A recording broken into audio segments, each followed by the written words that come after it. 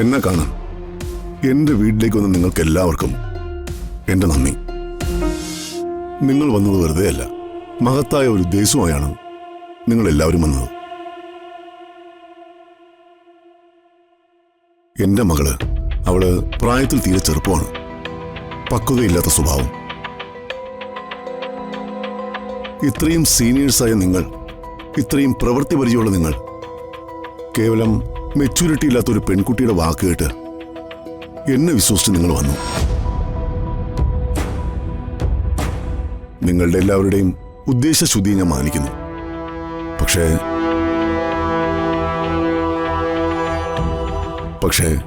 നിങ്ങളെ നിരാശപ്പെടുത്തേണ്ടി വന്നതിൽ ഞാൻ വല്ലാതെ ഖേദിക്കുന്നു. സോറി വർമ്മ സാറേ, please forgive us. Sorry. Party പുനരുജ്ജീവിപ്പിക്കണം, ഇലക്ഷൻ നടത്തണം എന്നൊക്കെ പറഞ്ഞ് ഞങ്ങൾ വന്നത് താങ്കളുടെ ആരോഗ്യത്തെയും മാനസിക നിലയും പരിഗണിക്കാതെയാണ്. വർമ്മ സാറിനോടുള്ള അമിതമായ താല്പര്യം കൊണ്ട്, അണികളുടെ ആവേശം കൊണ്ടും എല്ലാം മറന്നുപോയി. മുന്നറിയിപ്പില്ലാതെയുള്ള ഞങ്ങളുടെ ഈ വരവ് താങ്കൾക്ക് വിഷമമുണ്ടാക്കിയതിൽ ഞാൻ ഒരിക്കൽ കൂടി ക്ഷമ ചോദിക്കുന്നു. മോള് നല്ല ഉദ്ദേശത്തോടെയാ ഇറങ്ങി പുറപ്പെട്ടത്. സാറ് ദയവായി കുട്ടിയെ ഇതിന്റെ പേരിൽ വഴക്ക് പറയരുത്. ഞങ്ങൾ ഇറങ്ങുക.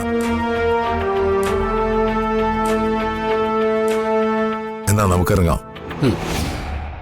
അതിന് ഞാൻ പറഞ്ഞു തീർന്നില്ലല്ലോ സദാശിവൻ സാറേ.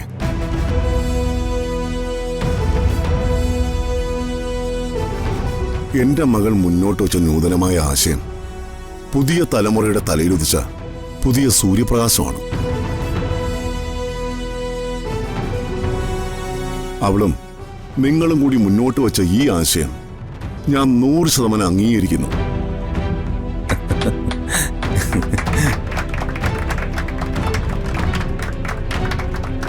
നമ്മൾ തകർന്നുപോയ നമ്മുടെ പ്രസ്ഥാനത്തിന് ജീവശ്വാസം പകർന്ന് അതിനെ പുനരുജ്ജീവിപ്പിക്കുന്നു. നമ്മൾ വരാൻ പോകുന്ന പൊതു തിരഞ്ഞെടുപ്പിനെ ആത്മവിശ്വാസത്തോടെ നേരിടണം.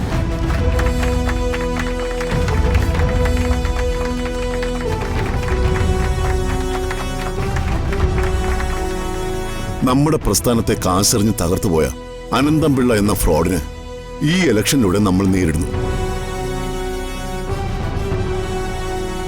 നമ്മളെല്ലാവരും കൂടെ ഒരുമിച്ച് ചേർന്ന് ഒരു കൊടുങ്കാറ്റ് പോലെ തിരികെ വരുന്നു.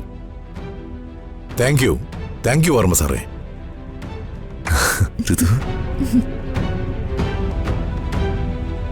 താങ്ക് യു മോളെ. Thank you very much. I am truly proud of U.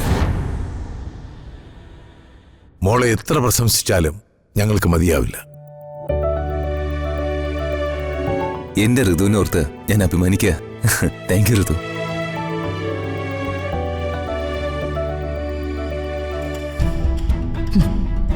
ഇവൾ എന്ത് മന്ത്രമായിരിക്കും പ്രതാപന്റെ ചെവിയിൽ ഓതി കൊടുത്തത്?